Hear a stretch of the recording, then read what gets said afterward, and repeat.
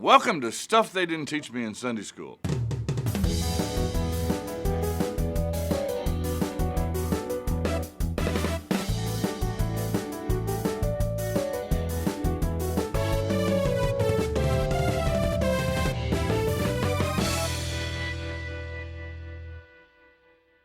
When you get to Joshua chapter 7, you gotta feel like these people have to be on a roll.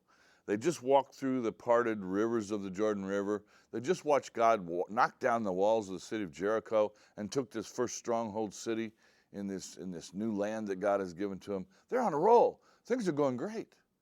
The next city is a little bitty city. It's a city called Ai, and it's spelled A-I. Little city. Joshua isn't too worried about it. In fact, in Joshua chapter 7, he says as he recruits his army, let not all the people go up, but let about 2,000 or 3,000 men go up and attack Ai. So let's not worry the whole army with this thing. Let's just take a few people and go attack this little city. They do. They attack the little city of Ai, and they lose. What's gone wrong? They marched around a fortified city, and the walls came down. They attack a little burg, and they lose. And Joshua does what Israel has been doing so well. He goes to God and complains. Did you drag us in here to kill us off at the hands of these people? What are you going to do about this, God? And God indicates to Joshua that there's a problem. All of the city of Jericho was to be a sacrifice to God. The people were to take nothing out of it. Somebody took something from Jericho in spite of God's commands, or in the face of God's commands.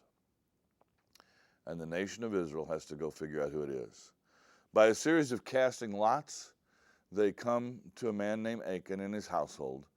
Achan had stolen some of the booty from Jericho, had hidden it in his tent. It always strikes people as odd as to how this situation is dealt with by the nation of Israel, how God commands Israel to deal with it. First of all, Achan's whole family is brought out and found guilty. And then the entire nation of Israel, we're told, participates in the stoning of Achan's family. In other words, his family suffers because of Achan's sin. Israel, in fact, suffered because of Achan's sin as they lost that initial battle at Ai. What we learn from this, I think, in the Old Testament, and we see it in our lives, in our world too, is there is a corporate effect of individual sin. Individual sin does have an effect on a society. It had an effect on Israel. It has an effect on you and me. There are parts of town I will not go into at night by myself. Individual sin has an effect on me, even though it's not my sin. It has an effect on our society. It has an effect on this city, on your city. Individual sin does have a corporate effect. Individual sin also has a corporate guilt associated with it. In the case of Achan, he buried the stuff in the middle of his tent. I think we can safely assume his family knew what was going on. And so the whole family is going to suffer the punishment for Achan's greed. But they were compliant, or at least knowledgeable, of what he had done. And then there is a corporate responsibility for dealing with sin. The nation of Israel, probably not 3 million people picking up stones, but representatives from these 3 million people carry out the capital punishment on Achan and his family. We do that in our nation too. I once sat in a jury room and heard a judge beautifully describe how that jury represented all of the people of the United States of America.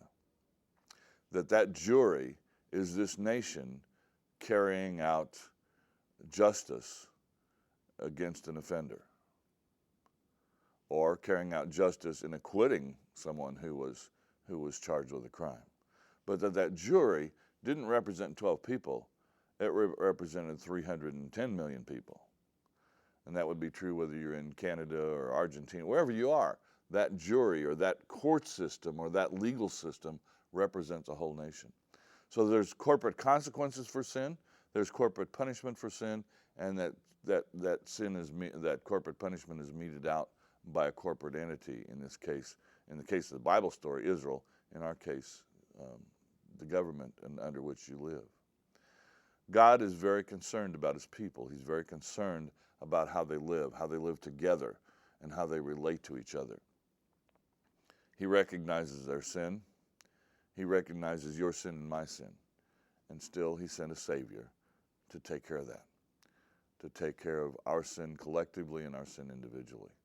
God remains a God of grace, but a God of justice as well.